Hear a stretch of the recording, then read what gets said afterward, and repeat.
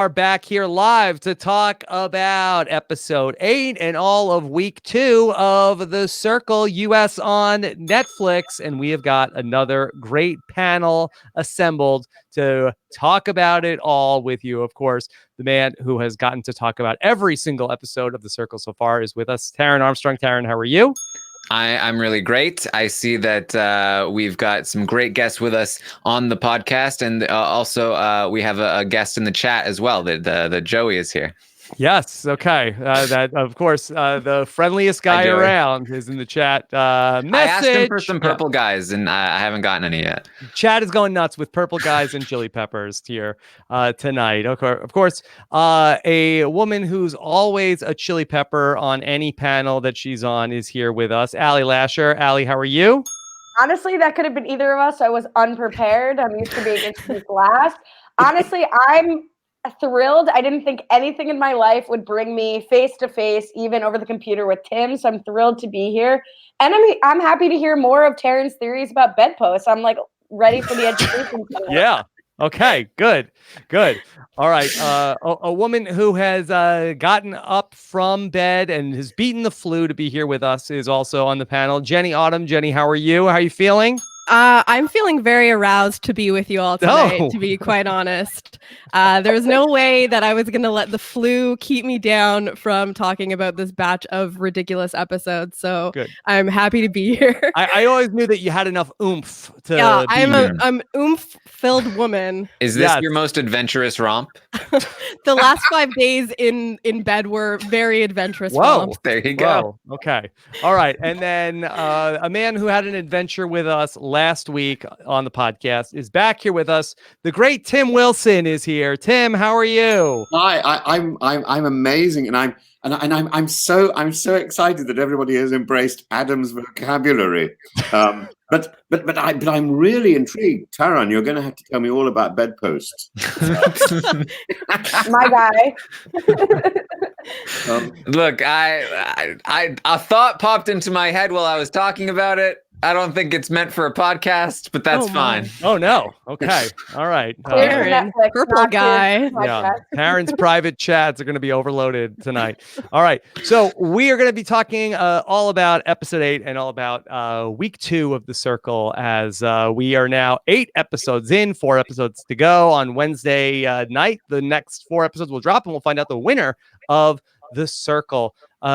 Tim, what's been your reaction to week 2?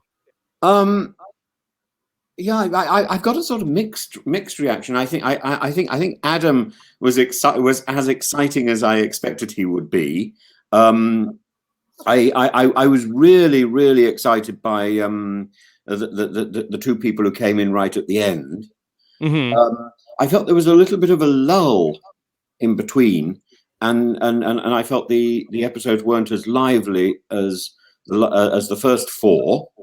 And I'm willing to be corrected on this, but all my sort of theories and the way I warm to the characters continues. So I really warm to these characters, and I was really sorry to see. Am I allowed to do spoilers at this moment?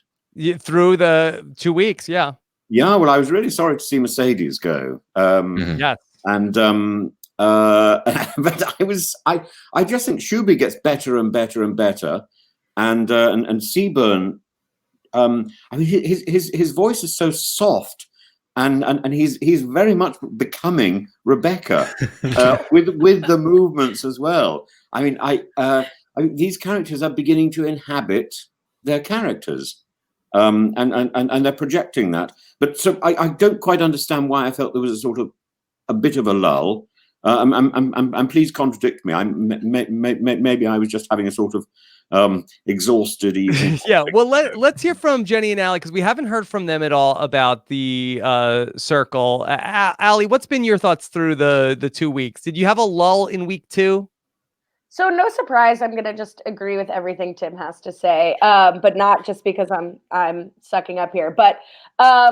I think it's hard not to compare it to the UK version if you're someone who's watched the UK version. I won't spoil anything from the UK version, but I think Tim hit the nail on the head last week with your roundtable when he was saying sort of the British show, the UK version is more about friendships off the bat, and then they get to the strategy, who's the catfish.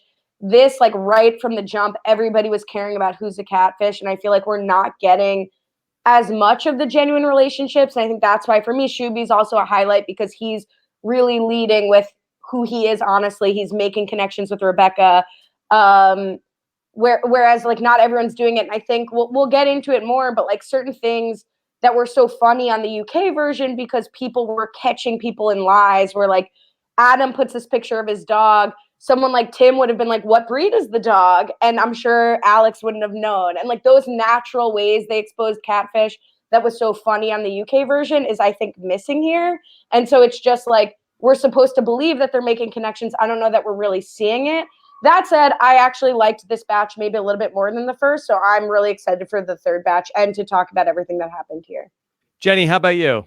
Yeah, I agree with what Ali said about the comparison to the UK versions, and just how we're not seeing a little bit of how the catfishing could become a little bit more fun. Though I did really enjoy the romantic dinner between two catfishes from this batch. That was absolutely incredible. I loved the first 4 episodes. I was someone that was definitely worried about the American version being crappy, and I thought the first 4 was really fun, and then this 4 was just absolutely bonkers, but in a really fun way. So like, it just depends on what you take from this show. Like, I found it really fun.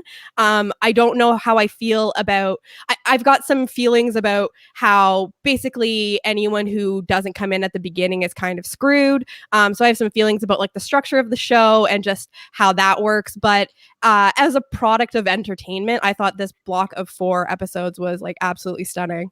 And so we haven't gotten to talk about episode 8 at all, Taran. This was a jam-packed closing to this week. We had the departure of Miranda and her interaction with Joey.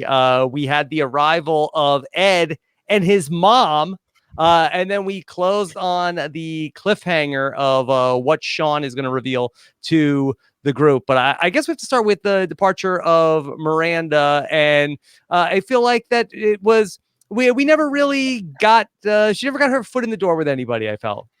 Yes. Miranda, we had speculated, Puya and I, about which one of Miranda or Adam would be eliminated. And my conclusion was it probably would come down to who picks first to save. And I thought that since Joey was first place, he should have at least got to choose whether he picked first or second, or at the very least picked second, because that's the more powerful position. You're ultimately choosing which person to send home.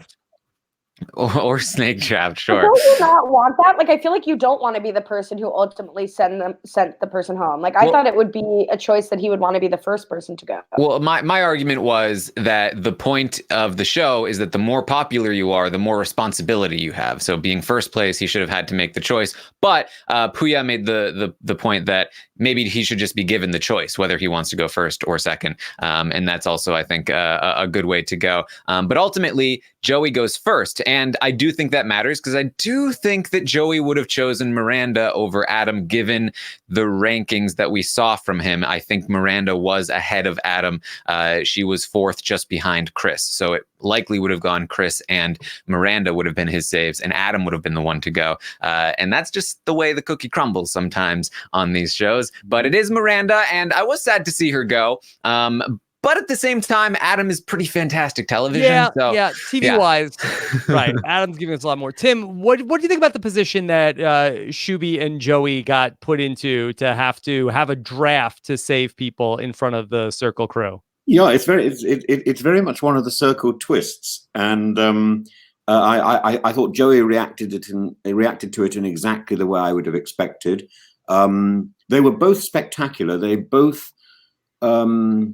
There wasn't any sort of plotting about what advantage it would be to them. They were really doing this on the game's play of the contestants, and I thought that was really honest and very positive. I was sorry that Miranda went, but there's a bit of me which feels that she's a bit of a one-trick pony. She's lovely, but she was doing the same trick to each of the characters, and I think I think both Shuby and Joey saw that, and when Joey and Miranda met, that was such a sweet moment. Joey is simple.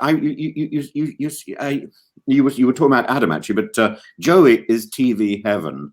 Number one, and number two, he is such a nice all-round guy. He's got a sort of soft side. He's got a tough side. He's the full package. He is tremendous. There's some so good characters in this set of episodes.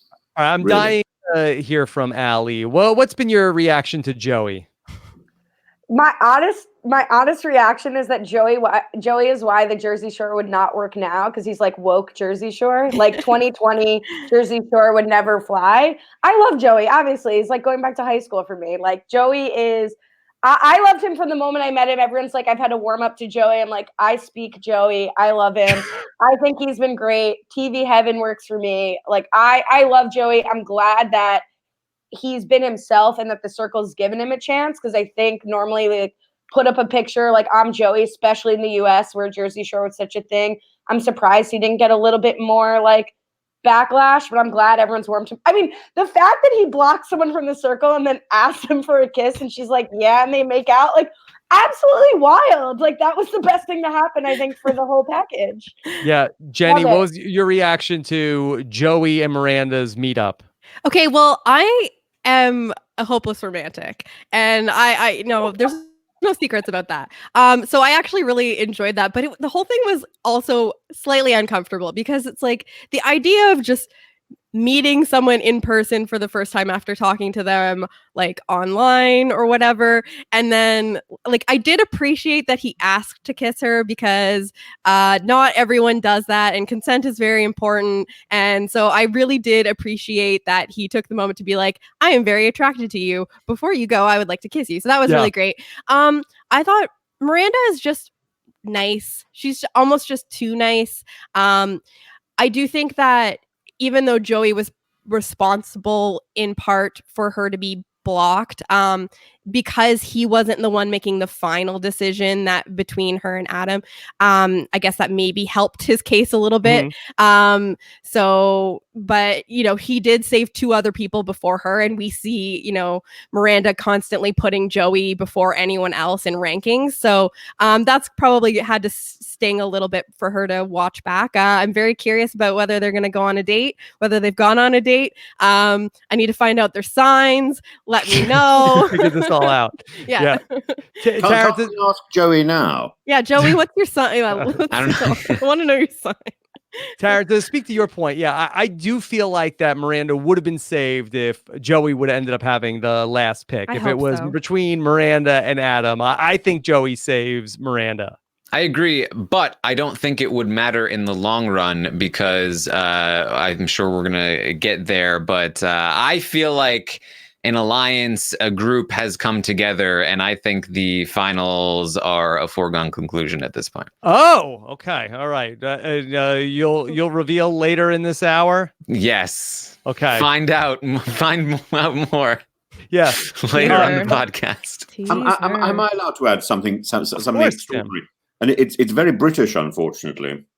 But I got really confused. There was a line, I can't remember which episode it was, where somebody was where I think Joey was talking about elusive or elusive, and in fact I had to check the spelling, and it was actually elusive with an I. So I thought, was it elusive with an A, elusive with an E, or elusive with an I? It's like Sex in the City versus Sex in the City. I was so confused. And then a few minutes later, Joey started talking about effluencers. I thought, where are we going there with effluencers? And it wasn't effluencers; it was influencers, of course. I think I got to get my Joey Speak hat on. Come visit us, Tim. We'll take care of it. Invite me, please. I need to discover how to do this language properly. It's gorgeous. Yeah. And I think Joey needs to become my teacher. At least he shouts constantly, so you can at least hear him. Oh, I said effluence. He should be on my alarm clock, I think. Tim, message, wake up. Tim, time. Yeah.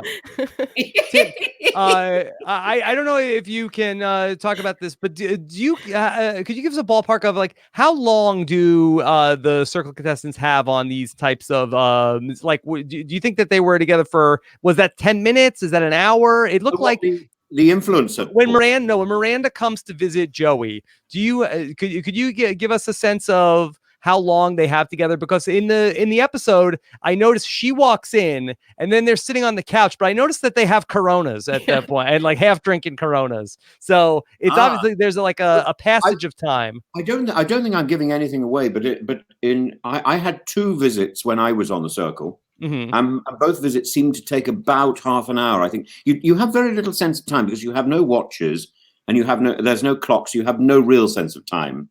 But I had a feeling it was about sort of half an hour, maybe 20 minutes.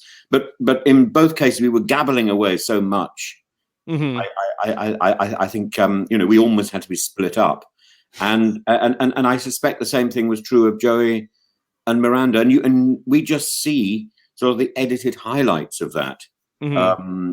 And it's a most wonderful experience when you suddenly meet this person that you've been talking to, and you meet the person face to face. It doesn't matter whether you blocked them or whether you just sort of, whether you haven't blocked. Well, actually, I don't know because I didn't speak to anybody. I hadn't blocked because I was blocking everybody left, right, and centre. Savage. But it's just such a relief to see a real human being. Taran, did you call that Miranda would go to see Joey? Did you feel like did you have that one pegged? Yeah. I mean, she had been ranking him number 1 every time. He's my guy, and that, like, I felt like her purpose for being on the show was to find Joey, right? Like to find a Joey, and Joey was the Joey, so she went to see him. Yeah. We'll see. I can't wait for the Circle reunion show next week, where we'll find out. Looks like that the finale that they did a flash forward in the previews. Looks like everybody is there, so maybe we'll get some answers there as Miranda ends up leaving. Tim, to speak to your point, I do feel like that we do lose some momentum with adding new people to the circle. I feel like that it takes a while it's like, okay, I don't really care about this person. Let's get back to the people that I care about. We did add a lot of people this week. Yeah, and some of them just don't really read as well as they should do. I felt is it Bill? Bill, yeah. I even have to double check his name because he just doesn't. I mean, he comes across as very affable and very pleasant. That means the same thing, doesn't it? But he comes across as very affable. I like him, but he hasn't sort of hit home to me. He reminds me a lot of one of the players added in the Circle UK season 1 toward the end, in the sense that he seems like a great guy, like he might be a good character, but. And this was my big issue with episode 8 in particular, but with all of the episodes in general, like they added too many people too quickly. And I think the casting for this season has been really great.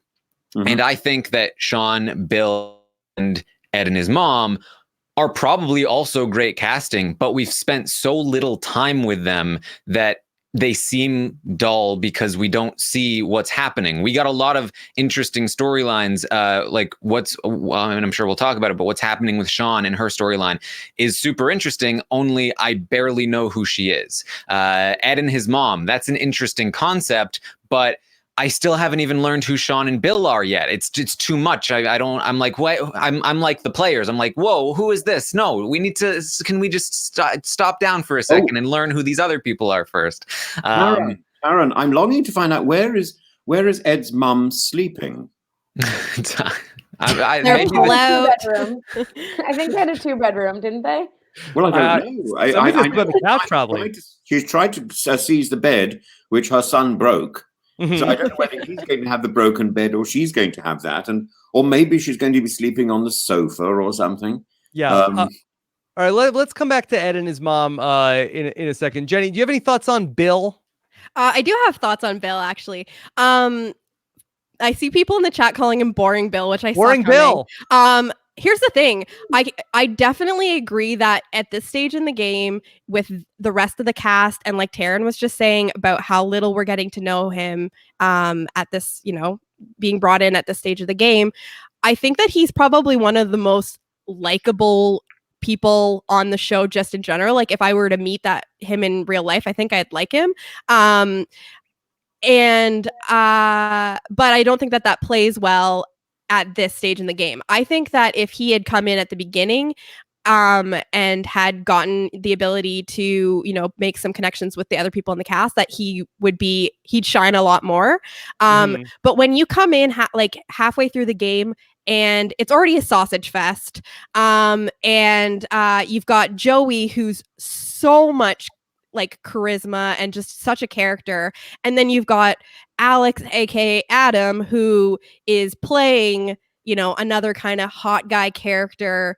I think that when you've got those two characters already existing, and then you come in as Bill being yourself, you're kind of at a disadvantage right off the bat. So I kind of feel for Bill in that sense. But I think that he's probably the most well-adjusted of everyone in the circle. Mm-hmm. Yeah. When I speak about Bill, I have to interrupt. Yes. Well, not because I disagree with you or anything, or like I'm rude, like, I am, but I'm not trying to be rude. But Bill is, I feel like, what we call on RuPaul's Drag Race a filler queen. And I understand that it's harder to actually have a fair shot to win when you come in later. But like, there's a reason Joey's put in first in the house, right? And Bill is not. And there's a reason Tim's main cast and some other people are not, right? Because I don't dislike Bill, but I thought actually he had one of the most unlikable 3 minutes of anyone in the circle. First of all, thank God someone's making average white dude work for them. I mean, nobody's ever done that Basic in the Bill. history of the world. Yeah. The best average white dude. Mm-hmm. He puts a picture up, like he's like, oh, people are going to think I'm professional. There's a big pool table. He's in like a friend's basement with a pool table in the back. Tim's about to have a conniption here, but I'll just wrap up As opposed to being in front of the friend's fountain. Yeah, then they say, oh, it's trivia night. He's like, oh, I know everything about everything. And then he was dead to me the rest of the episode. Not because I don't remember anything else in the rest of the batch. So Bill's a good looking guy. I like Chi-Town, as Joey called it.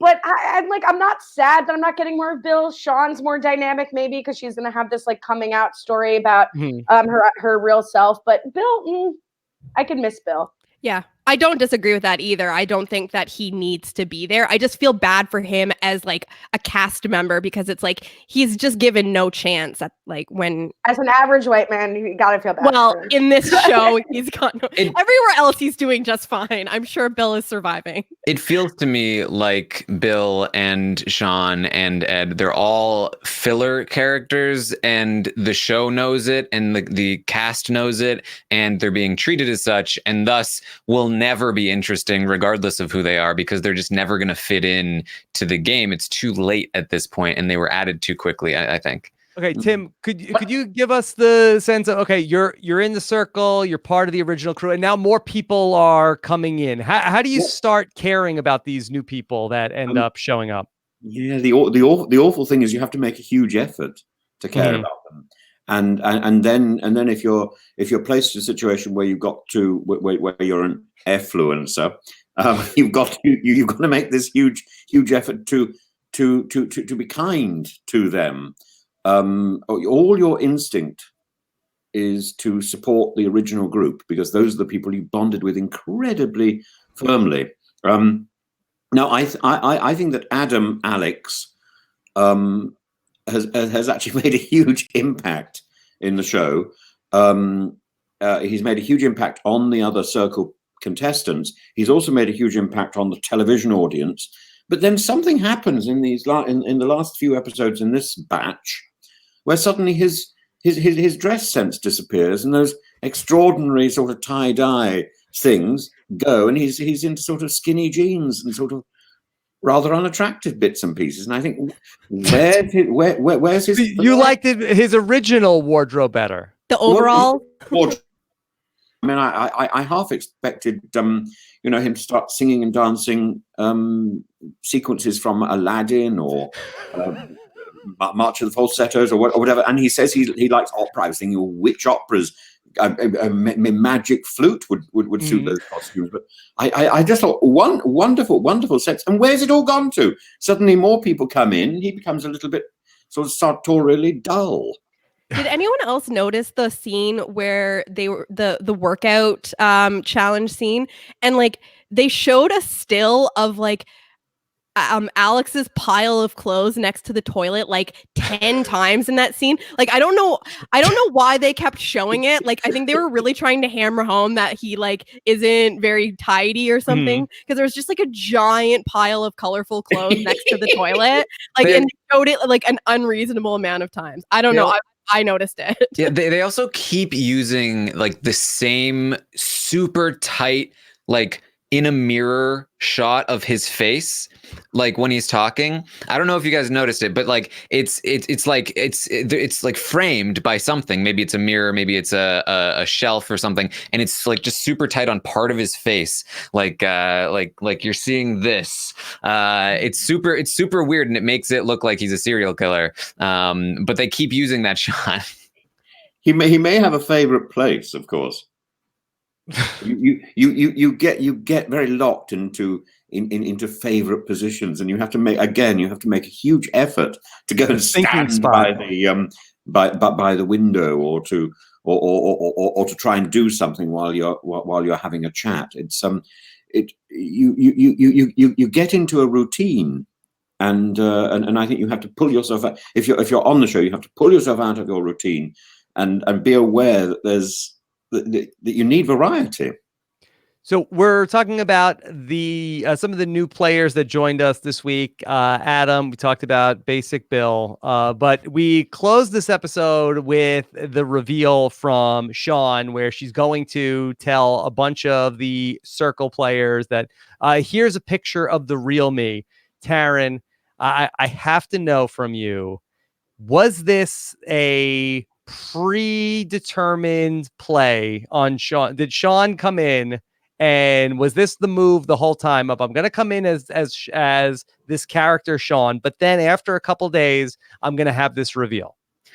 I've seen a lot of people say this because they noticed that when she was choosing her initial photo, that there were photos of herself in there. That is something that I've noticed with other catfish in the past, both in the US season and in UK seasons, and they did not eventually reveal themselves to be catfish. So my guess is no, this was not an intentional plan from the start, that it's always an option potentially for catfish if they choose to reveal themselves, but that she genuinely felt like she didn't want to do this anymore, and so she decided that she wanted to exercise this option. And do you feel like it was because this is not going well, I'm going to do this is a strategic move, or that I can't keep living this lie, I have to expose myself, and I don't care what the outcome is? It definitely seemed like it was her saying, I can't live this lie. But again, I think the issue here is that I barely know who she is.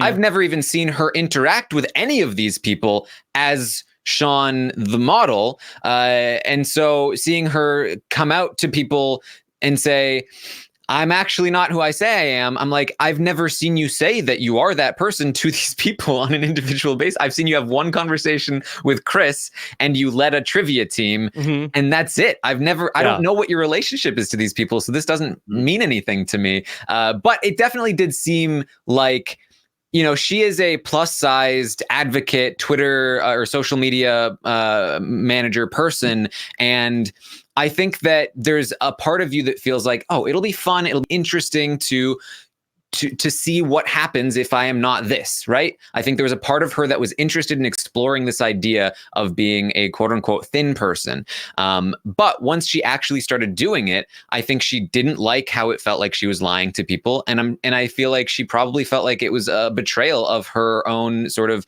values, right? And so I think that's probably where this came from. That's sort of what I'm reading into what she was saying at the time.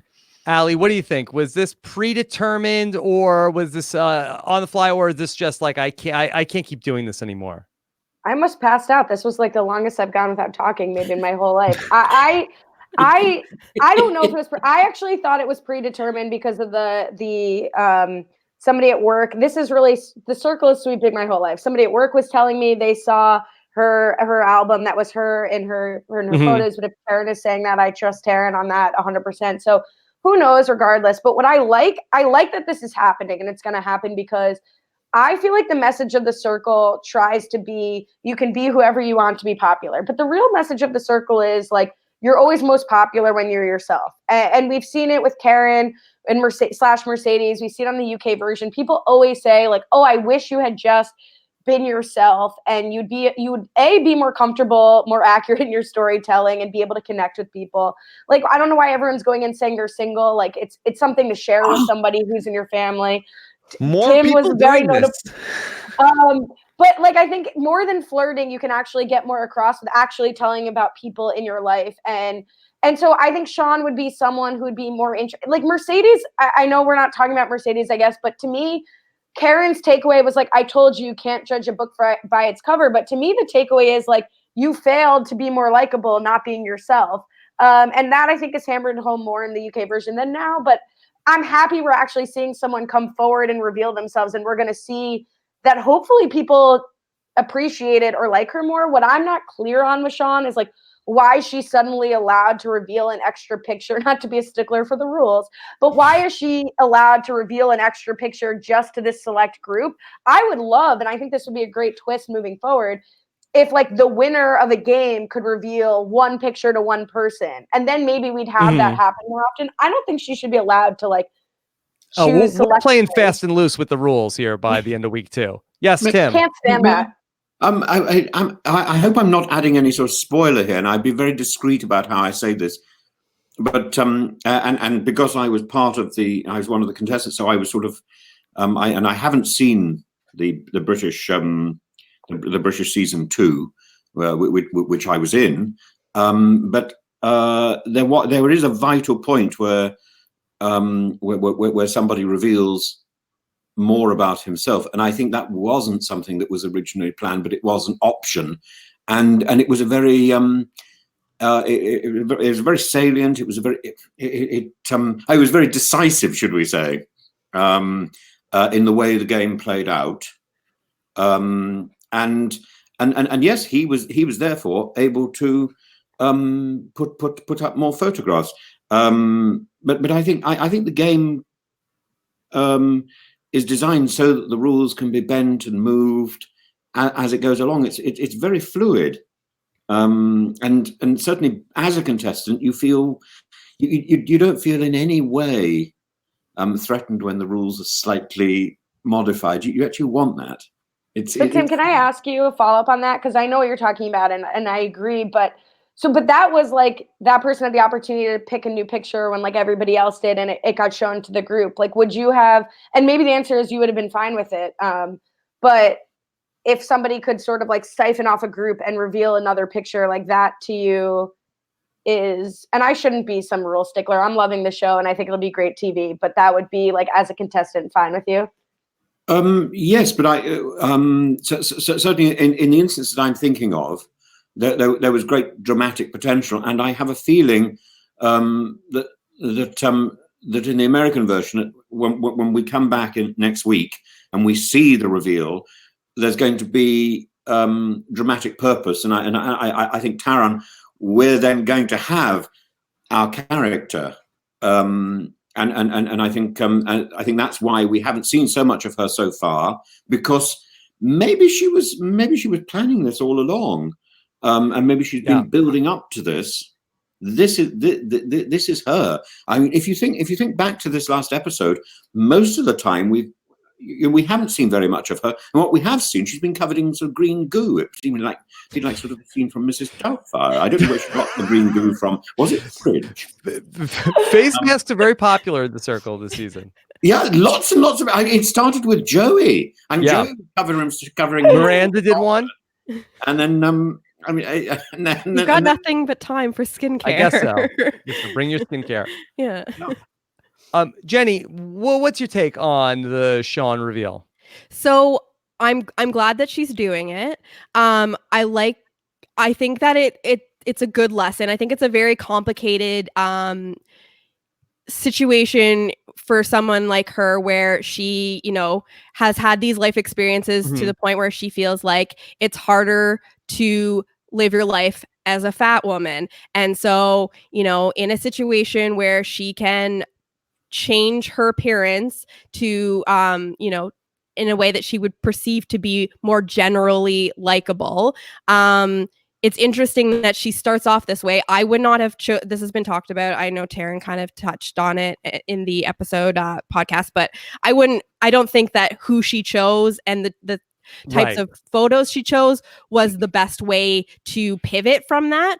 I think that this would be so much better again if Sean was an initial you know, circle member that started from the beginning, and you know, maybe she went a couple of days doing this, built some real bonds with people, and then realized, you know what, I'm being myself and these people like me, and I'm you know, making real bonds with these people. There is no need for me to pretend to be somebody else on the outside, and I feel confident that I, you know, showing who I truly am completely at this point is not going to, you know, affect my standing in the game, and it's going to allow me to be more authentic with these people. And I think that if that happens 3 days into the game or something like that, then this is an incredible thing for Sean in terms of the game, and also just the story of someone trying to catfish and realizing that they would have been better off being themselves. I think that now it, you know, when there's, like, you know, Taran has been saying, we haven't seen a ton of Sean, so it's really hard to tell how many people are going to be like, oh, okay, like, why didn't you just do that in the first place? Or if it's going to be an incredible shocker. That's something we're really not getting from the couple of episodes we've seen Sean on. So I feel like it doesn't play as well when it's done. It feels a little rushed and a little inauthentic, just because we don't know a lot about Sean and her bonds with people aside from like the one conversation she had with Chris. And then it was super weird that she was like, I'm going to tell Chris. And then Chris is like, yes, tell me your secret. And then she's like, okay, now I'm going to bring in everyone else. Yeah, like, that was just so weird to me too. Do I trust him enough? Yeah. I'm not sure. Let's throw in like sure. 3 other people. I do trust him enough. All right, let's bring in all the women. And not ask them if I trust them either. Like, we're just going for it. Does it make me... Oh, sorry. Yeah. Can I just ask something wild?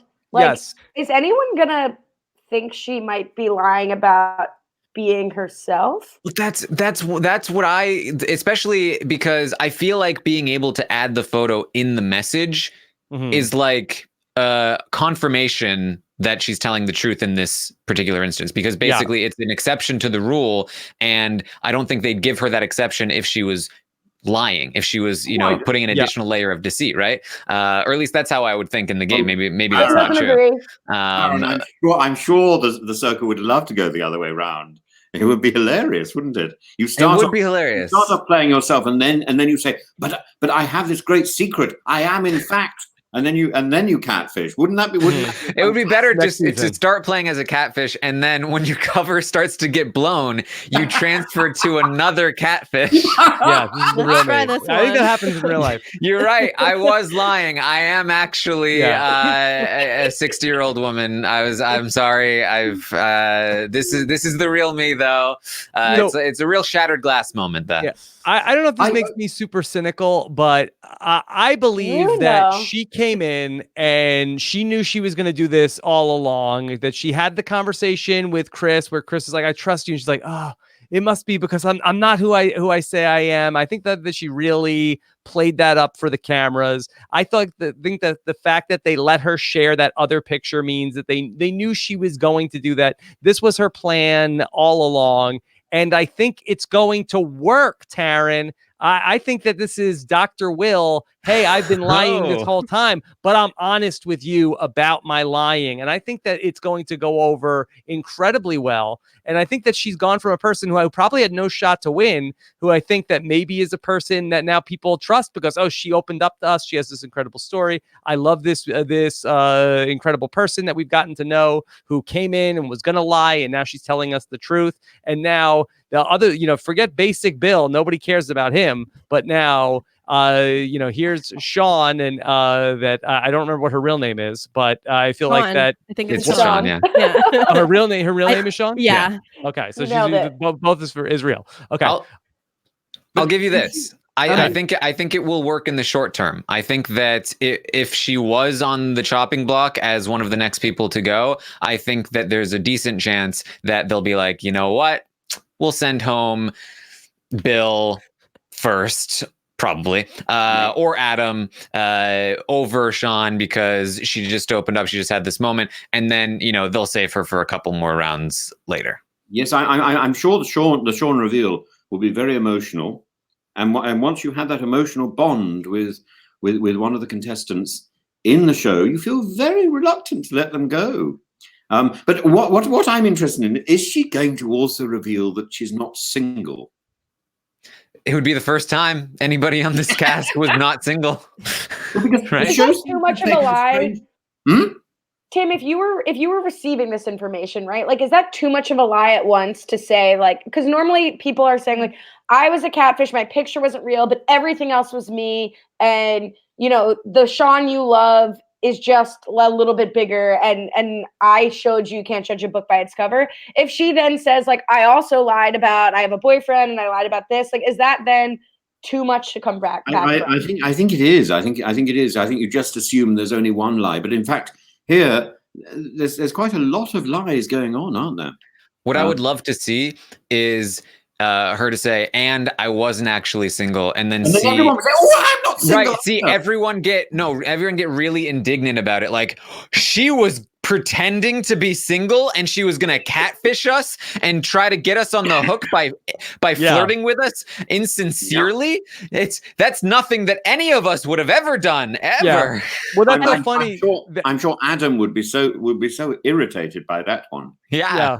Well, that's what's so funny about Rebecca / Seaburn is on the group chat for this reveal of I have to tell you something. I'm not who I said I was going to be. And I love my God. Like, why would she do this? How Shuby is saying is talking about Rebecca being so true. Right. Jenny, you talked about, like, if Sean had been one of the original people in the game, this would have been a lot more impactful. I mean, imagine if Seaburn is feeling so guilty about what's happening with Shuby that he feels like he needs to tell. That would be a big moment. That would be impactful because we know their relationship and we've seen it develop. This does feel a little more cheap, I think, in comparison to something like that. I mean, yeah, so like dominoes.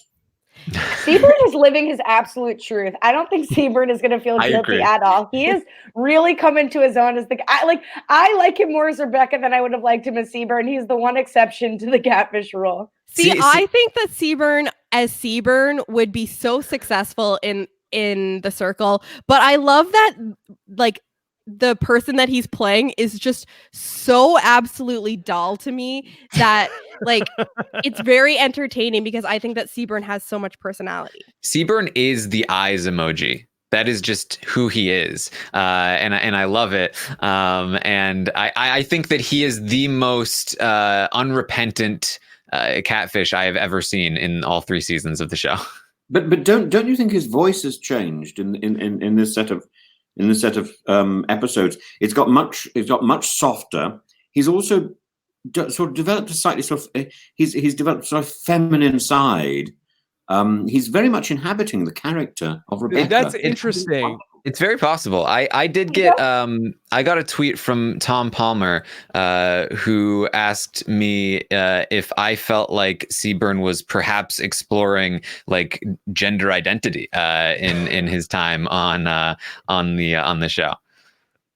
Listen, that's not my business, but I do want to say one thing about it though. Like, he on the date with Adam, first of all, amazing. And then Adam flirts with Sammy and he hears about it and he reacts like a woman scorned. Like, he reacts not because he's like Shuby is saying, like, oh, my number one ally is in a stronger relationship. He's like, oh, he's a dog and he's going to dog me out. Like, he reacts like Rebecca and not strategically. So I just think he has, as Tim says, inhabited his character. He's method. Well, Tim, to build on your point about when you were saying about how Adam or Alex/Adam is dressing differently, that I kind of feel like that is Alex wearing more of like he's wearing his shirt open now, and is he also starting to embody the costume that Adam would wear? Oh, that's very interesting. Yes. Because yes, maybe that's exactly the case. Maybe he's becoming more Adam, but I feel the Adam character is disappearing a lot in the way he talks. I think they're probably blending. They're influencing each other. Alex has been saying that he's coming out more in how he speaks, especially to Shuby. So it's like this weird, like hybrid person is coming through. However, I think that Alex is the one person that I don't think would be that great as themselves in the circle either. I wonder. Sorry. How dare you? How dare you? You're just not arousing enough to him. Yeah. Why? Why do you say that, Jenny?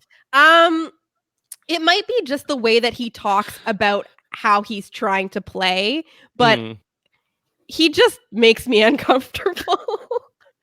Like, he's very quirky and funny, and the way he talks about his wife is very endearing. He's a cat guy, obviously love that, but there's something like he really thinks highly of himself, Yes. Yeah. Yeah. But I mean, not highly enough to actually abandon the rather strange trousers. Of course, he has abandoned them now. So yes, he does. He does think highly of him. But there we are. Okay. There we are. A major thing from the end of this week that we have not really touched on at all is the arrival of Ed and Ed's mom, Allie. We talked about bending the rules here with, okay, that Sean's going to send a photo, but here's Ed, and then he just gets another person in the room with him. What is that? Either you're going to say we talked about woke Jersey Shore and now here's Ed and Tammy. But yeah, I mean, this isn't like a spoiler alert, sort of. This isn't the first time we've seen two people enter one character on the circle. But here's what I like about this. It's something new. It's something interesting. And it's not necessarily like, I guess it's an advantage, but it could also be equally a disadvantage. And also, I'm a big hypocrite. So I could say I don't like one rule bend and I like this rule bend. But I wish they were playing Tammy, because I'm not, her name's Tammy, right? My notes are all a mess. Yep. I'm not understanding what Tammy is really adding yet to Ed, because she's sort of saying, they're very similar. So it's not like, if my mom and I were doing it, maybe she'd have a lot more to say to me. But Tammy and Ed share one mind, which is exciting TV, but he's just okay. She's okaying all of his messages. If Tammy entered the circle and then we had Ed sort of trying to help Tammy fit in, that to me would be much more interesting. So yeah. Team Tammy. Team Tammy. Yeah. Also, there's a lot more.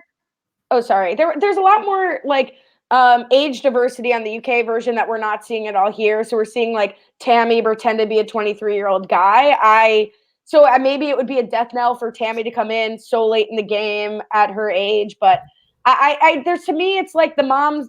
Tammy's great for the show, but I don't know that she's enhancing the conversation in the circle or the strategy at all. Taran, what do you make of this, that we get this Pax Brothers situation here late in the game? No, yeah, I'm in complete agreement with Allie in the sense that, not only would it be more interesting. Recorded? This is recorded, right? Okay, good. To see Tammy as the player, but also this is, we talked about Bill being too similar to players that were already in the game, and then the next person we add is Ed, who is another of the same archetype, and they're even pointing, oh man, bros, man, let's we're so similar. We're basically the same person, and Bill looks just like Adam, and like it's way too many similar characters, and I feel like I don't know what the purpose was, but it really felt like the show for this season was trying to get as many young, attractive characters in the circle as possible, and there was no room for Mercedes to play herself, for Tammy to be in the circle, for an older gentleman or anything like that. It's all young, buff dudes, young, super attractive women, and Shuby. Yeah. Well, it's frustrating as well that like one of the only like females in the circle is also a guy. Like there's really, in terms of like the viewer, we're not really getting a lot of women, which is like frustrating. I think that Ed and Tammy are very fun, dynamic, random, but it was just not necessary at this stage in the game. Like we did not need any more sausage at this party. It was enough. No more purple guys. No more purple guys. Chili peppers. And, I mean, forget that. Play as Tammy. Just have Tammy play as Ed. Tim, why do That's we? what even I thought they were need going to do. Why do we even need Ed there in the room? Yeah. Well, Tammy is going to be gold. Well, obviously the beard is an advantage. But, Sorry, imagine Tammy trying to play as Ed and being like, "I love those emojos." Yeah. Yeah, but I actually in the British version we had something a little bit like this, so maybe it was a bit more honest. But I would love to see Tammy take over the speaking and getting Ed to do the supporting rather than the other way around. Well, Ed doesn't even listen to anything she says anyway, so it's like I don't even know why she's there. Maybe she's just like cleaning up after him or something. Like I don't understand. Am I allowed to pick up on a question? This is the second time you mentioned sausages. So the first time you talked about the sausage fest, is this the same sort of direction as the eggplant? Yeah, very much so. Right. Okay, you are picking up what I'm putting down, Tim. I'm so looking forward to my trip to America. Hashtag sausage party. I do feel like multiple people in the same room works better if they're both catfishing as a separate character, because if one of them is playing themselves, then that person is going to be the dominant, the severely dominant personality in the pairing, and I feel like the other person, no matter who they are, is going to be left behind a little bit. Yeah. Now that being said, the arrival of Ed has been he's been met warmly, I think, by the rest of the circle group. Allie, it seems like that Ed has made a good first impression. Yeah, I mean, what's interesting about Ed is that he's got this like party boy exterior, apparently, and like, you know, comes off like this tough guy, but then has this really like intellectual job. Like he's a helicopter engineer, which I don't know what that is, but apparently that's a thing. So I think he's actually a really interesting person. I think more so than Bill. I regret that we're not going to see that much of him. But I have to take sort of like the edit's word that everybody really likes him right off the bat. Shuby I think he's interesting. Sorry? Shuby likes him. If Shuby likes him, then I'm in. I'm watching. Yeah, anyone who Shuby likes him. Danette points out in the chat, which is what I was thinking. Yeah, the young single guy fits in with the young single guys. Surprisingly. Is Ed actually the only young single guy on the show? Well, there's Joey. No, is Joey? Well, Joey's wiped up now with Miranda. Yeah. That's true. Yeah. Well, now he's Bill? publicly taken. Yeah. Bill was also he was single, right? I'm pretty sure. I don't know. What about Shuby? Oh, Shuby's single. I'm pretty sure he put not single. mentioned a significant other along the way. Yes. Oh God. And the way Shuby supports Rebecca is just blissful. Conversation where he's talking. Who is it about? Adam. He's talking to Adam about whether he goes for Sammy or Rebecca, and Shuby is just so sympathetic and so supportive, and he just gets the idea of friendship and reciprocity and the circle. He gets it. It's not a dating game. It'd be much nicer if we didn't know that Rebecca was actually Seabird. Yeah, and Adam wasn't Alex. He's very supportive of his catfishing friend. This very catfishy relationship. I think Shuby would be supportive, whoever it is. Actually, I think I agree. Has that nature. Yeah, Allie, that as the resident closest to this part of the world, have you ever met anyone from Delco? You know, just like how Ed was writing Delco in big letters in his notebook, I too was writing Delco in big letters. I googled the college they were talking about. I'm not familiar with Delco. Cabrini. Yes. What's that, Tim? What? Is it Cabrini. Cabrini? Yeah. Yeah. Oh yeah. Are you familiar? No, you're a not professor. remotely. Oh no. Exciting. And I was trying to learn what Konska Hoken. Konska is it Konska Hoken? Is it Konska Hoken? Can't be sure. We don't know. Where We should be asking you if it's Konska Hoken. I think it is. I didn't write it down. I should write down everything, shouldn't I? I mean, you don't have to I write wrote everything. PA in my notes because who has time for that, Tim? We don't have time for that. It's 4 episodes in 24 hours. We don't have time Yeah. to write down console. Drawings at the same time, and I everything's going past so fast. Conshahoken.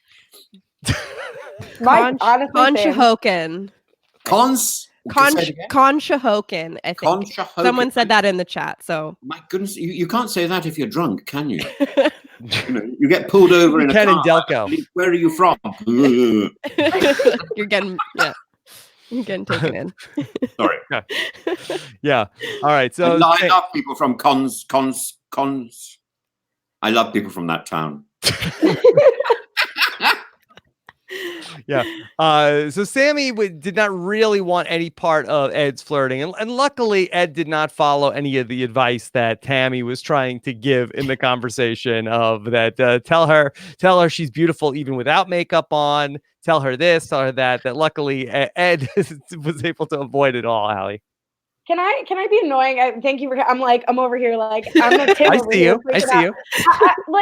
Okay, here's what bothers me a little bit about Sammy. Dare I say this? Because Sammy, everyone stands Sammy. I mean, me too. I love all these people. Everyone's great. Whatever. Okay. So Sammy says, and this is the second time she did this with Adam too, where she's like, "Oh, like I don't have the energy. Ed better not try to flirt with me." And then she sends a message like, "Oh, we're from the same town. Bet I didn't catch your eye again. Like I guess I didn't catch your eye." Like she flirts first, and she did the same thing with Adam, where she said like, "I don't want to go on this date. He better not try to get me on this date." Then she gets asked to the 3, and then she's like, "Oh my god, he didn't even want to go out with me." Like I'm tired of that. She's catfishing us. I think this is a mix of game and like personal preference, where like she's just so over it, but this is just how people communicate in this version of the circle to like forge alliances and relationships, where she's like, I don't want to flirt with this guy, but here we go. I have to. And then if it's not reciprocated fully, it's like, well, damn it. I messed up because now they're going to go to somebody else and I'm not going to get the high rating. So I think she's genuinely exasperated, but having to play along. Yeah, that's that a thing. Makes a lot of sense. Oh, sorry. That makes a lot of sense to me, but she doesn't flirt with all the guys. Like she doesn't flirt with Shuby. She doesn't flirt. And I guess it's more like the Joeys who lead with that. And she can just make an assumption based on Eddie's picture. But to me, I was going to let the Adam part go. And then she says this with Eddie or Ed. Sorry, I don't know if I'm calling him Eddie. And we're really close now. But she says this with Ed and she leads with it. So yeah, maybe that is her strategy. You're right. But my antenna is up. Yeah, for me, like when she was rating Joey, I believe she put him at number 2, and she said, like, thankfully, it's now moved past flirting, and it feels like a genuine friendship. And I think that would be the ultimate goal of any relationship that she called him my brother from another mother when she revealed her painting. Also, and that's gorgeous. That's sorry, go on. No, Jenny, please. Oh, I was just going to make a comment about like, I feel like this is the annoying thing about like being a female in the circle is that, and might explain why so many, people decide that they need to play a single or they need to like, be the conventionally attractive person, is because there's this perception that they'll only be accepted if they are seen as like some sort of like target for their affection. Like they're only going to be liked if they are worth flirting with or are seen as like sexy or something like that. And like, someone like Sammy where she doesn't even really want to be flirting, she feels like she needs to like play that up in order to like gain favor with people. And I think that that's like something that in real life women actually deal with, where they have to like, entertain people's expectations of them to be like that.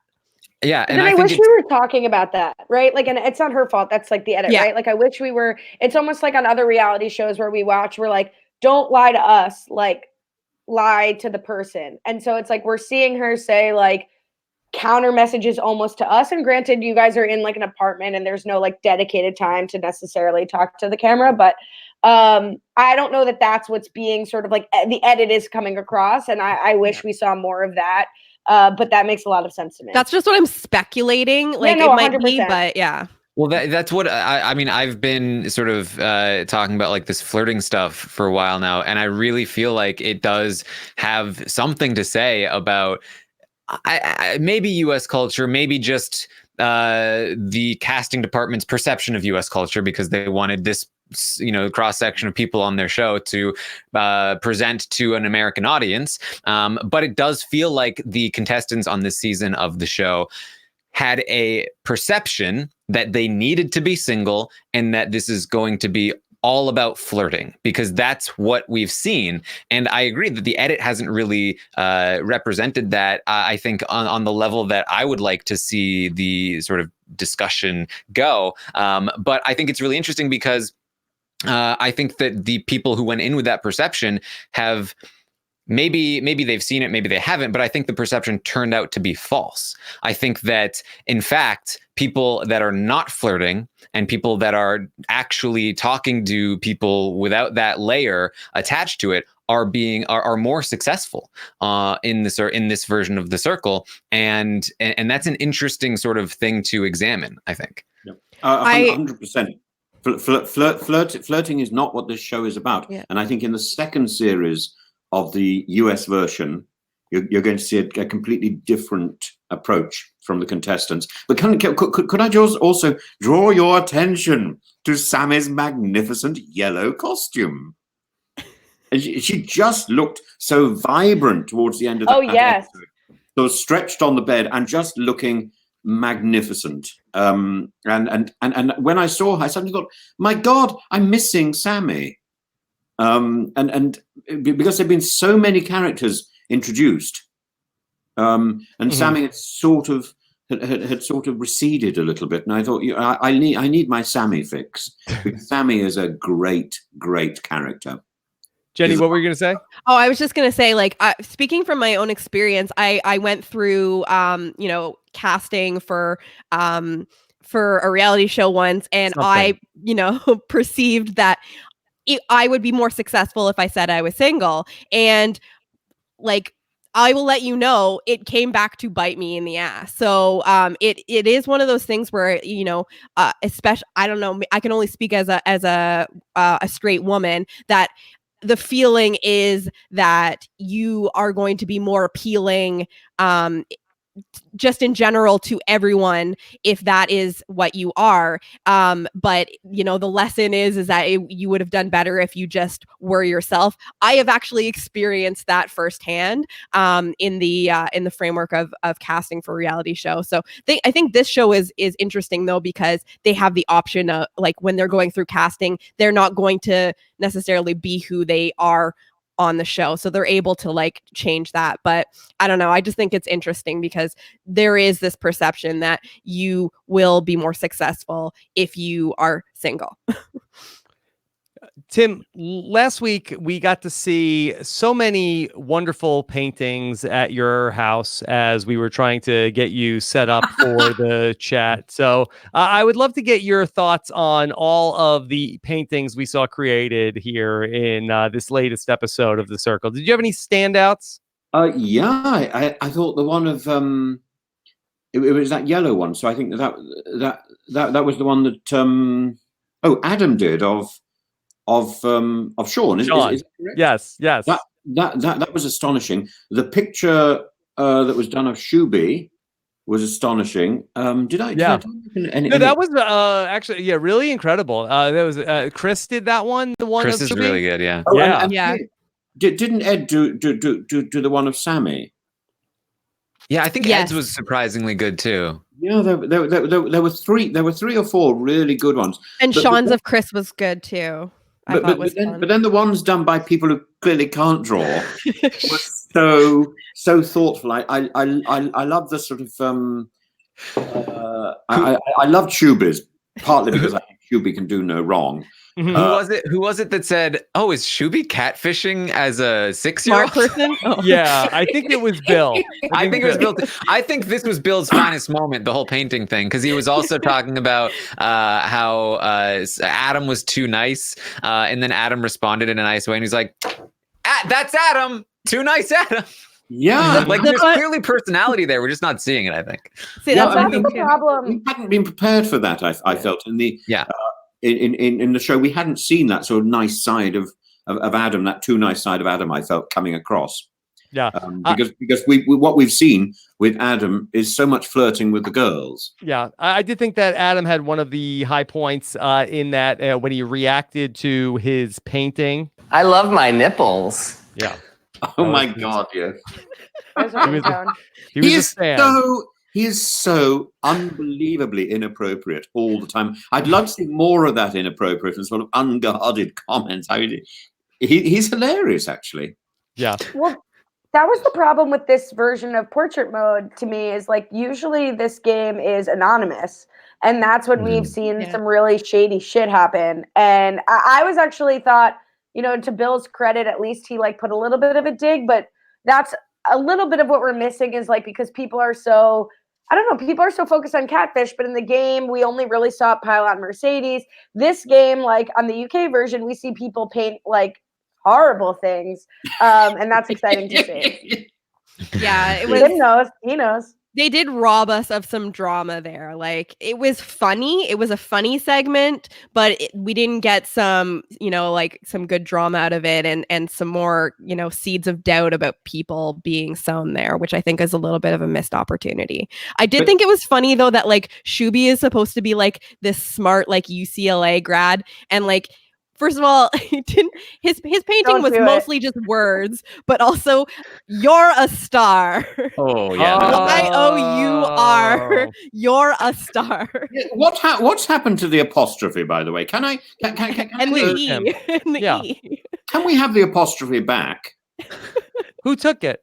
Well, I think my predictive text on the phone takes it all the time. I mean, I write you and suddenly it's squashed into a Y-O-U-R.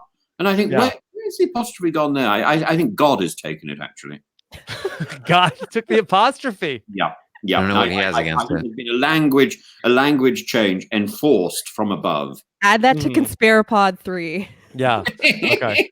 Taran, by the way, I think that UCLA is a pretty good school. I think it's pretty expensive. I did a Twitch stream with Lita today. I knew she would know the answer. She had like a paragraph response. Honestly, I wasn't really listening, but I assumed that it was good.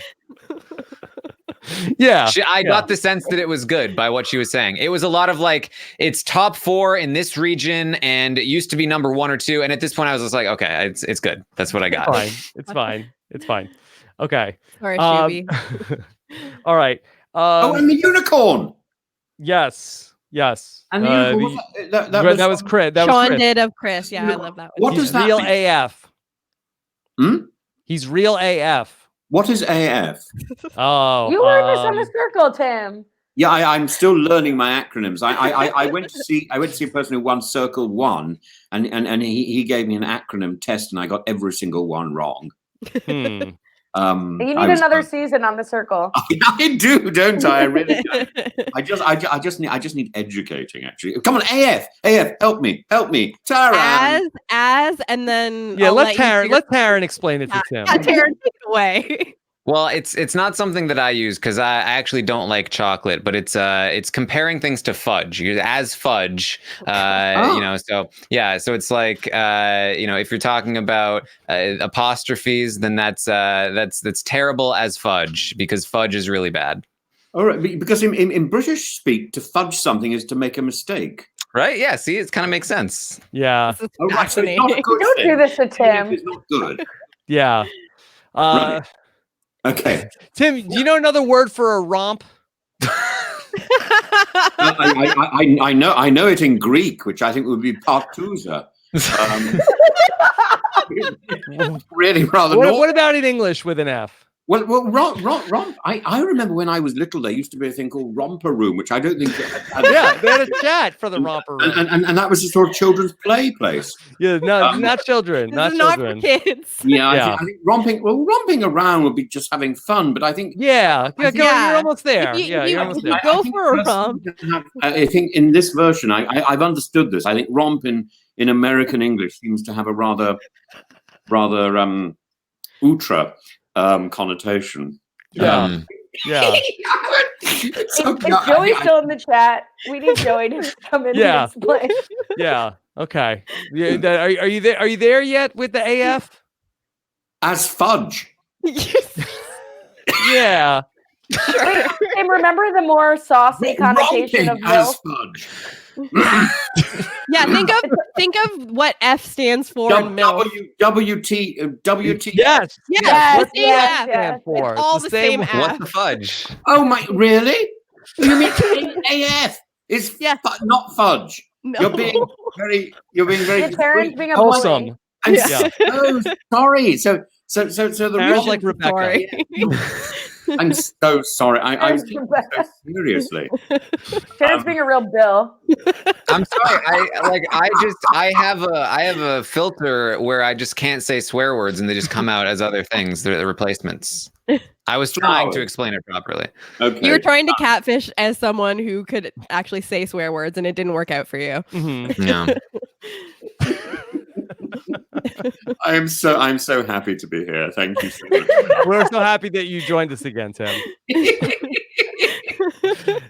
Taran, do you expect that we will get any new additions to the circle, or do you think that this is it now, and now we're gonna only remove people? I believe they said Ed was the final new person. I think they said that as well. Yeah. Mhm. So I expect that we're done with new people, and not to mention the fact that we have 4 episodes to get down to the final 5 at most, I imagine.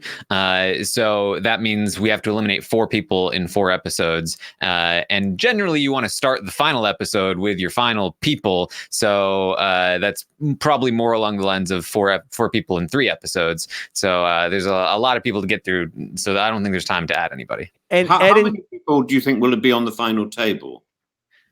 I would imagine so. In season 1, there were 4. In season 2, there were 5. I imagine there's going to be 5. The new format with the rankings. I think this has been more similar to season 2 than it has been to season 1.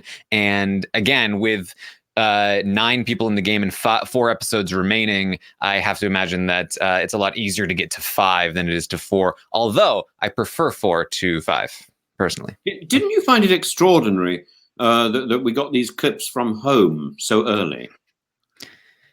I mean, I guess technically it was halfway through the show, right? So Yeah, I'd love to have had a clip from home that early. Well, and it's so and I love the clip of all the girls.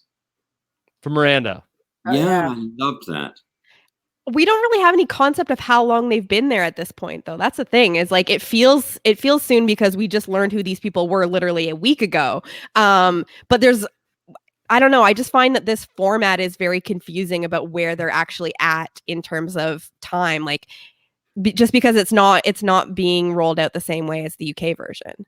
Yeah. I too found that extraordinary, Tim, and not because maybe I wasn't on the show, so I can't relate to needing the video, and maybe they should have gotten the video. But as a viewer, and I like the family visits on reality shows and the clips, but because, like Jenny's saying, we didn't really have a concept of how long they'd been away, it didn't do much for me. That sounds terrible. Like I would have rather seen more of the relationship building. I'm not saying they shouldn't have gotten videos, but when the host, who actually really enjoyed in this block, shout out to the host. I think she was really funny. There's an improvement. When she said like, oh, these 2 new people aren't getting a video because they just got there, I was sort of like, well, didn't everyone else just get there too? So as a viewer, I didn't love that.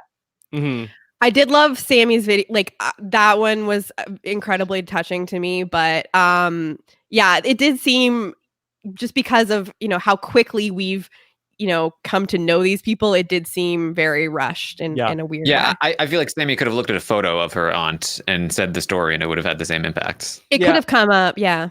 I will say it was nice to see Alex's wife because that he's talked about her so much. It feels like that. Okay, at least we got to know a little bit about her, and then also that Joey talked about his mom so much. So it was for a couple of people, And Joey's mom is exactly like him. Is exactly what you'd expect.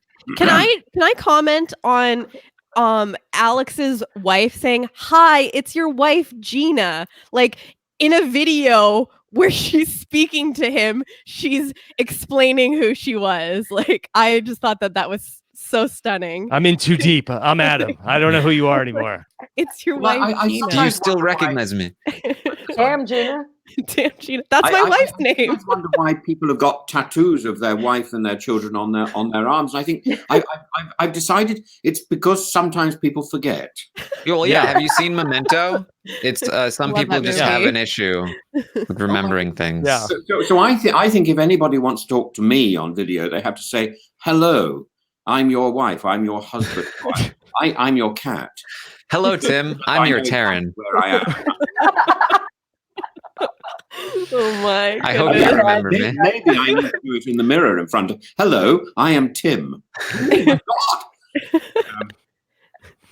I'm dead. Labels everywhere. All right, Taran, earlier in this show, you said you know who the final 4 contestants in the show 4 to 5.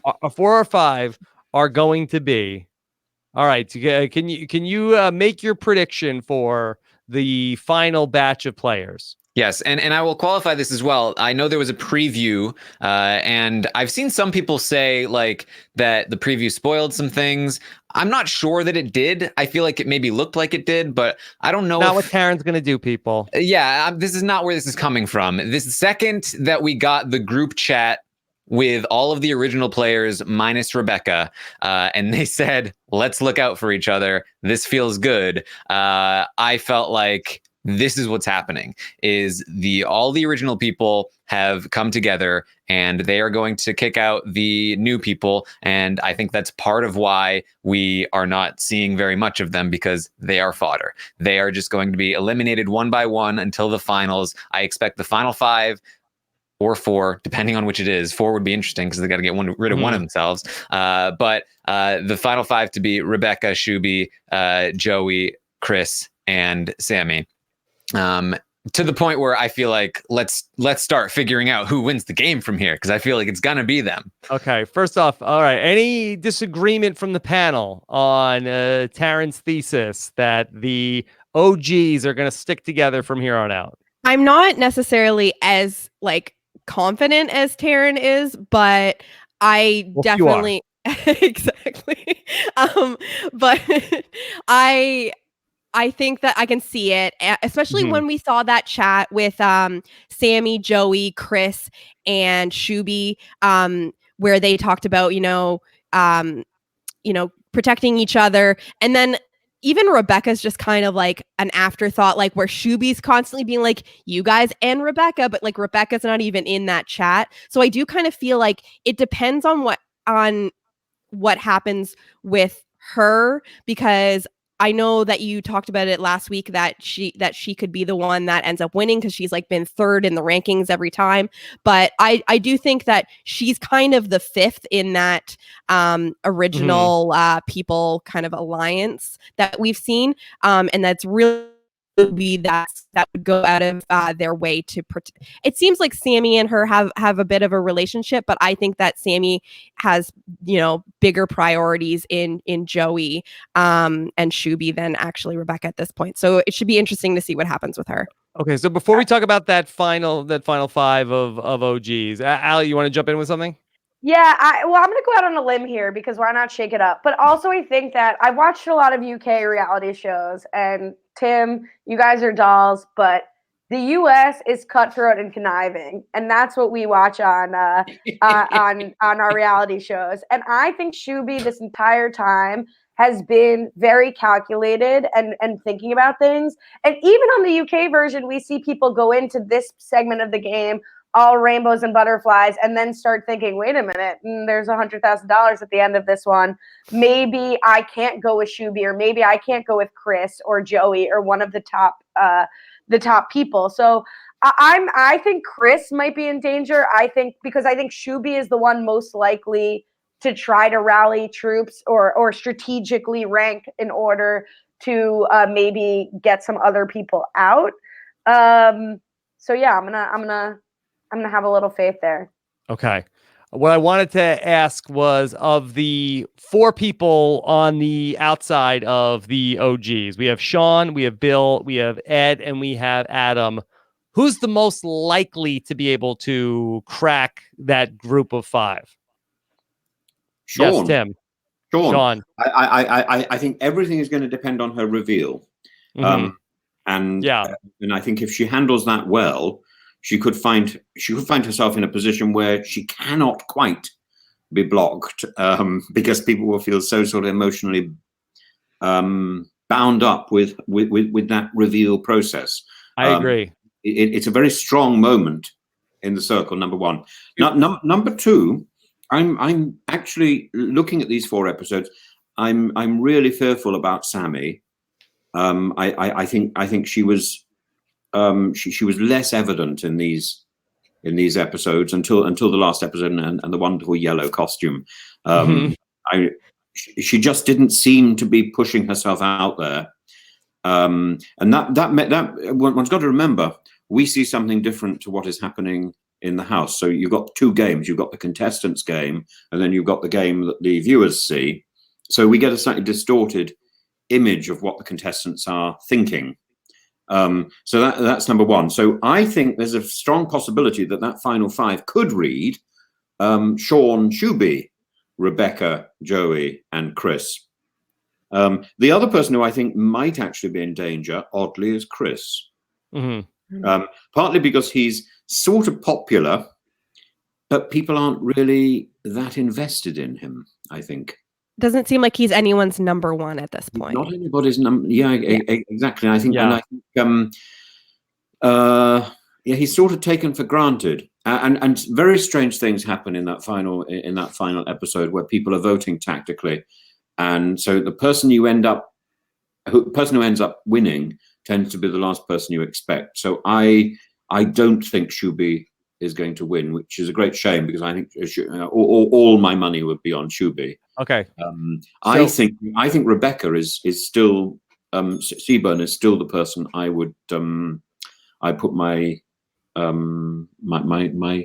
my cards on. No, I've got the metaphor completely wrong. Put money on Seaburn. Put money on. I've already used that expression once. I need to ring the changes. Put your chips in.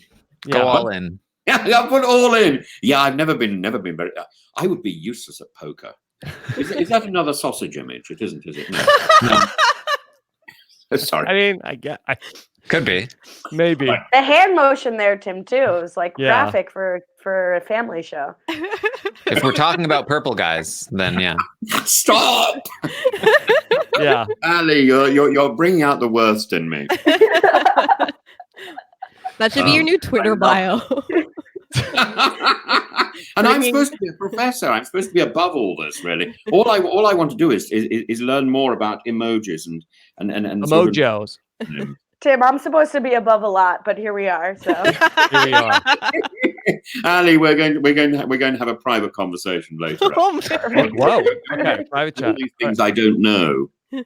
Ali, okay, so Tim says Seaburn / Rebecca as the winner. Well, what do you make of that?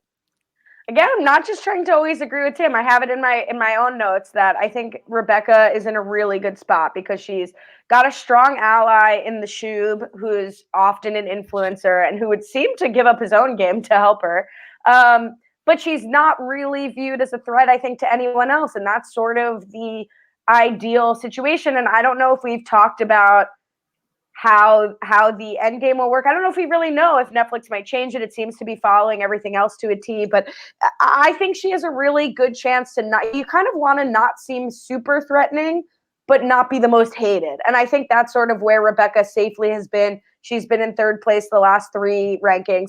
I'd like to be original, but I can't. I agree with Tim. Okay. Jenny, how about you?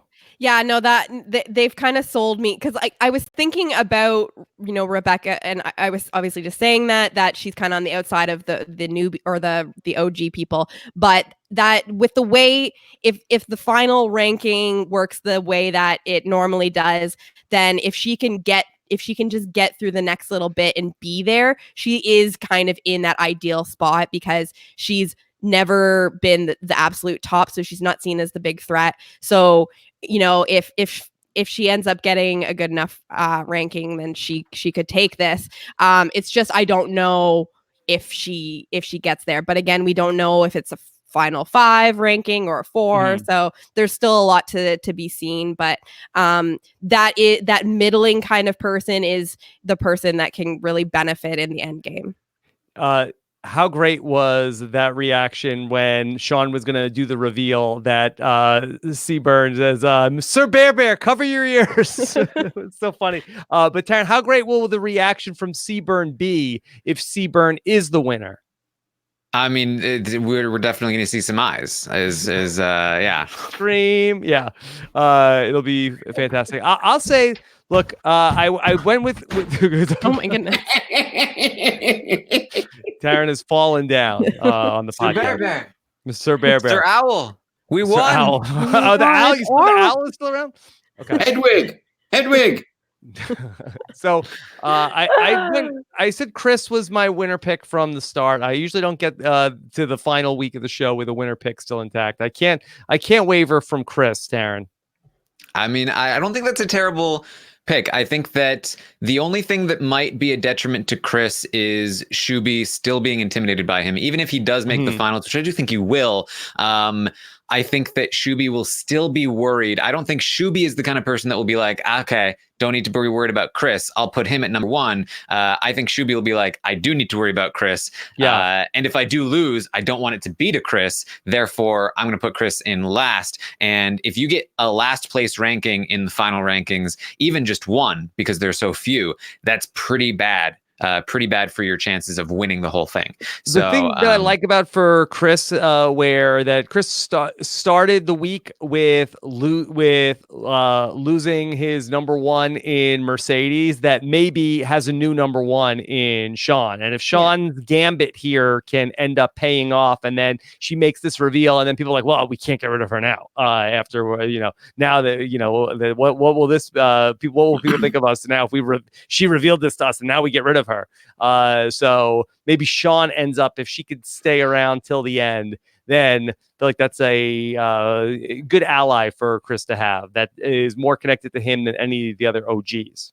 Yeah, having somebody that's willing to not vote tactically at the end, even just one person that's like really loyal to you, is super valuable in the end. If you have one of those and nobody that's going to put you last, you've probably won the game. Okay. There's also something to be said tactically about somebody who comes in later winning, because why would you join a game if there's no chance of you winning unless you're in the original group? So I think there could be a mood. Oh yes, we need to be voting for somebody who's come in more recently. Is that by production that they want to let people know, like, hey, it's not a death sentence if you come in late? I think it would be from the contestants themselves. Mm-hmm. There's an having been in this situation, there's an extraordinary feeling that you want to be you want to be open to people who are new. You don't want to be sort of pushing them off because you're being over loyal to the people who came in first, because that's your initial response is to protect those people you've known for longest, and you sort of, I can say with my hand on my heart, you fight against that instinct. I do think that was true of your season, but I think on other seasons it has not been that way. I think that other people who have played the show before have given into that and been like, we don't want the new players to win. They don't deserve it. They haven't been here as long. So it's interesting. It'll be interesting to see. I have a feeling that this group is more along that lines, more along those lines. And loyalty. I think that, yes, loyalty. Stick together. We're the OGs. I think that's what we're gonna see. Didn't we hear things about loyalty about 3 times this time? Mm-hmm. Yeah, all the picks were because of loyalty. Yeah, that was another thing. Like there were a lot of like sort of hidden messages, I think, in the discussion. I think that there has been an official group made that that's being talked around because they don't love to show concrete alliances on the show. And I think that group is the original people. And I think they've all agreed that they're the ones going to be in the end. So Taran, who's your pick from the original group? So I've been trying to run the numbers in my head because as we talked, I haven't nailed it down, but I don't want to say Chris because I do feel like there will be somebody like Shubi who I do think will put Chris last. And I do think Shubi is a possibility. I don't think anybody's going to put Shubi last except for maybe Chris, but I think Chris feels pretty good about Shubi. We haven't seen many of Chris's ratings over the course of the whole show, so I really don't know where Chris stands. Because not only have we not seen many of his ratings, but I feel like we don't usually get many thoughts from him in terms of who he likes other than the one person that he likes, like Mercedes or Sean. And so he's the biggest wild card for me. Sammy, I feel like wants to play more tactically, more strategically, but her head is not always in the game. And so she might be voting a little bit more along the lines of who she feels she wants to win the most. And I think that is Shubi. And so if Sammy votes with her heart, it would be probably Shubi, then Joey, then Rebecca, then Chris. And that would also leave Chris in a bad spot.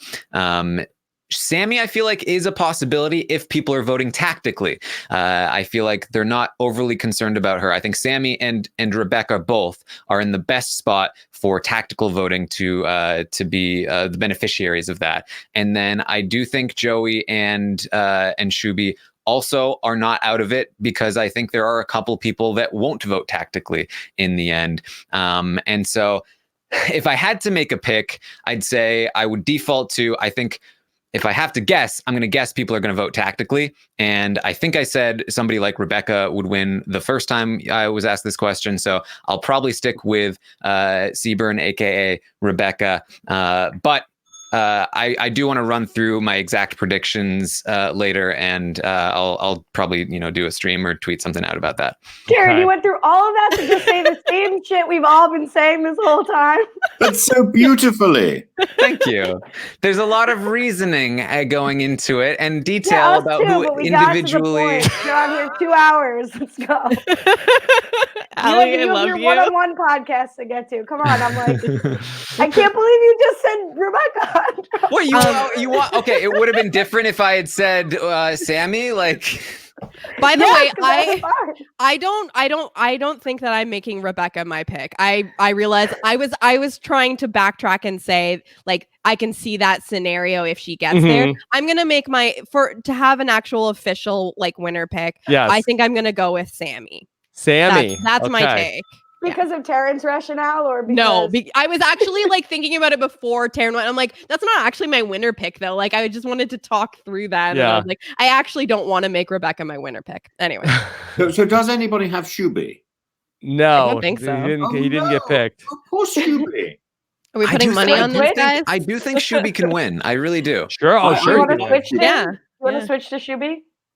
No, I can't. But Shubi would be my choice every time. It's what our hearts want. Yes, Tim.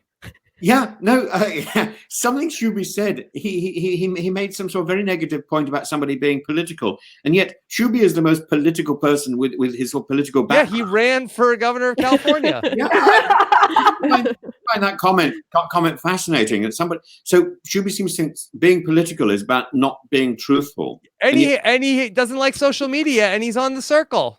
Yeah, I know, but that's just he's an enigma. I was in the same. Well, I wouldn't say I didn't like social media. I didn't know social media, and I don't. You're the king of Instagram, Tim. I'm learning all the time. I don't. And the problem with me and Instagram and social media in general is if I try and do it on my phone, I'm likely to press the wrong key, and all manner of this will occur. By the way, Tim, could you give us the latest on what's going on with Meghan and Harry? Oh, I'm weeping because I think Meghan was one of the best things to occur to the British royal family, and Harry is a joy. But Meghan's gone back to already gone back to Canada, and I believe the Queen is calling a meeting to decide what is the most Group rational chat, yeah. approach. But I think the point was they were caught in a pincer movement by the British tabloids, and the British tabloids are lethal and brilliant. And I think they were told that an article was going to occur, and so they came out with their statement very quickly. Without having a discussion with Prince Charles or with Prince William or with the Queen. Okay. Oh wow. We'll take good care of them in Canada. So. Exclusive scoop. Tim, should there be another referendum on Megxit? Yeah. There shouldn't be a referendum at all. I think referenda are really bad things because you're voting on a single issue, and nothing is quite as simple as that. Meghan is a complexity of wondrous delight.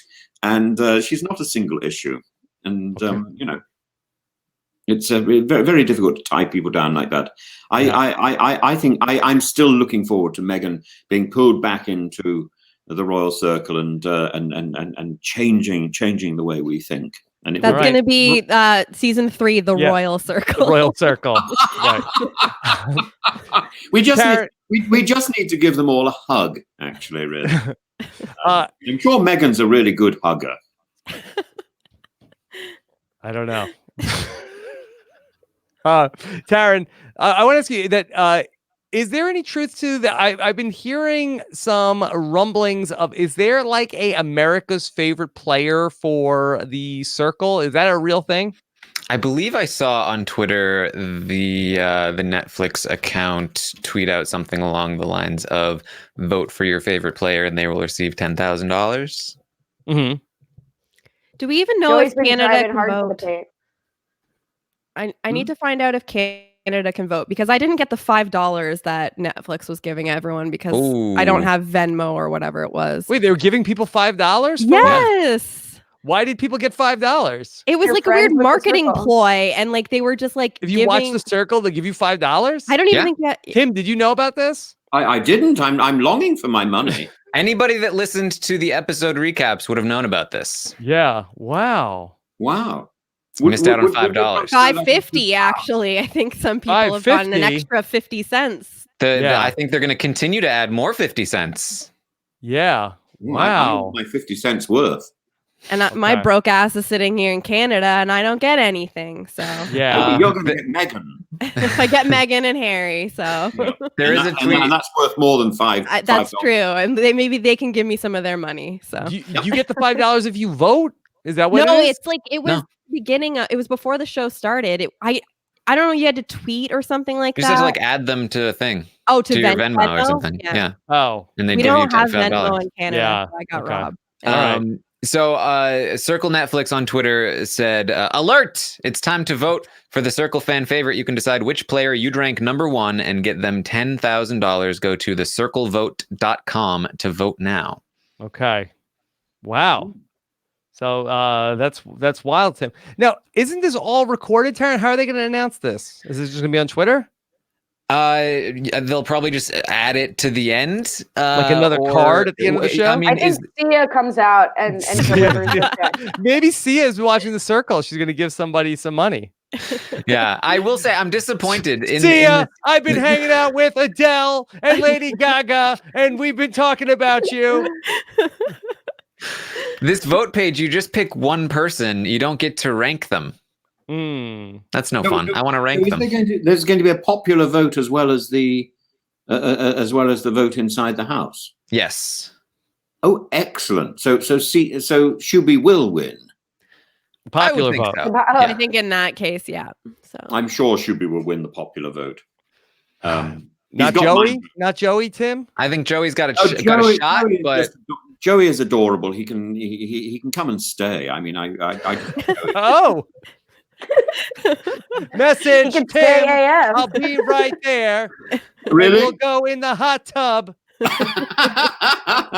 Hard eyes, chili peppers. No, I think there's lots we can learn from Joey.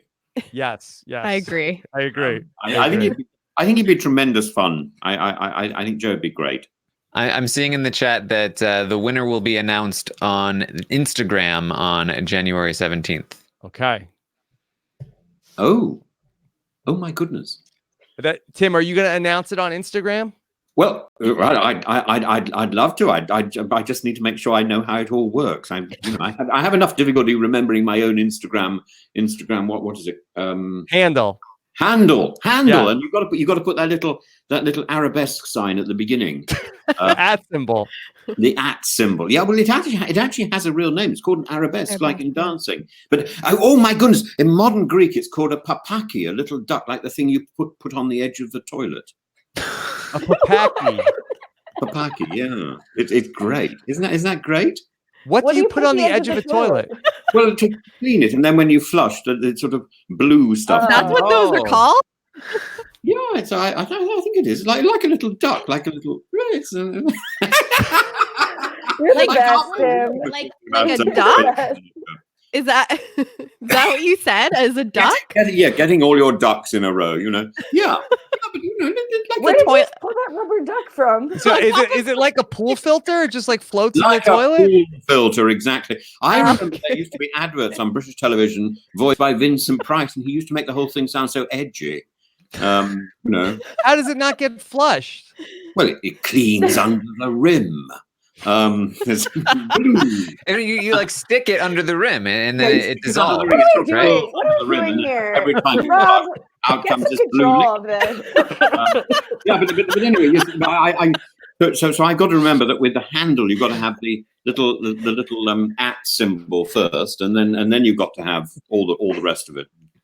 I just such a Professor _Tim _Wilson. That's it. That's me. That's me. Professor _. Yeah, putting the at symbol is like saying message. Right, it's like being Joey, isn't it? Yeah, exactly. It's like speaking out to the world. You're connecting to an individual. Yeah. Oh my goodness. Yeah. Okay. Ooh. All right. Yeah. I don't know where to go from here. All right. Who does? Anything else through 2 weeks of the circle that we want to make sure we get out there tonight? I would just say again that I feel like I feel like there were a fewer amount of episodes in the US version compared to the UK, but I feel like they tried to like have the same or a similar amount of contestants total, where they were adding a lot of people.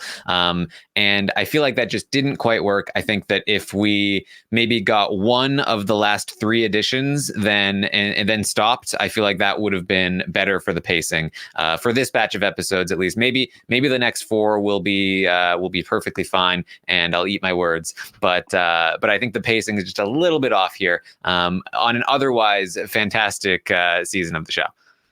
Can I say something super on point and on topic here? I just be succinct. Who allows people to use their photo? Like I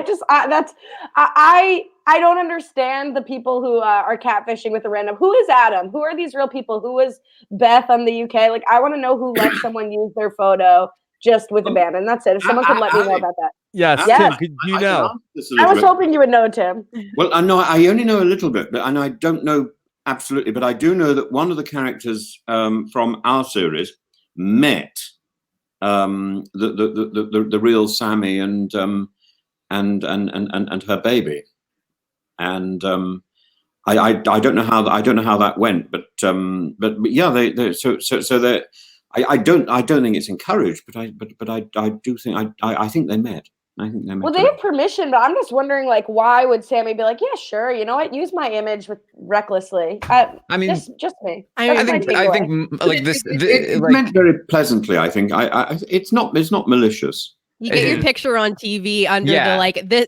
This is seen as an attractive person that people would want to be. So I guess you're not getting any. Well, you're not. Like, you're not necessarily getting any like Instagram followers from it because you're not getting the plug. But I don't know. I'd probably say yes because like I have no shame. I think if I get money for sure. There are plenty of people. Jenny, I would catfish as you. Thank you. Tim. Oh. I would feel it was a great improvement. I assure you, it is not. You are perfect on your own. I'm also here for Tim catfishing the world as Jenny. If you start running all your social media. Thank you. I have lots of these ducks. I want you to take them into the circle with you. So. Or put them in the toilet. Next week, if Tim is on the podcast, it's just going to be a static image of Jenny with Tim's voice behind it for the whole podcast. Tim, if you're back next week, can you find out more on how that interaction with the real Sammy went? Can you be a detective? Yeah. Yeah. It's an assignment, Professor.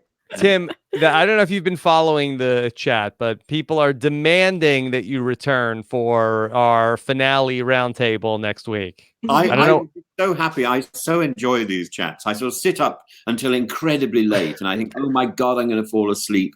And then you energize me. and then after we finish, I'm going to have lots of cups of tea and eventually settle down to come down from this. It's extraordinary. And then I'll be up at about 7 or 8 o'clock. You're a hero. Okay. All right. Everybody, be sure to follow Professor_Tim_Wilson on Instagram. It's a great follow. Don't forget the @. Yeah. With the @ the arabesque. Tim, is there anything else the toilet thing help people to check out for the listeners to visit? Any other plugs? Oh, is that me? Yeah, for you. Oh, no. Well, I got a YouTube channel called Zontal Films Ltd, which sometimes has some interesting stuff, and I think I'm putting some stuff up later in the next day or two. Okay. But do come along to my Instagram and to my YouTube, and somehow you can even get there's even a blog.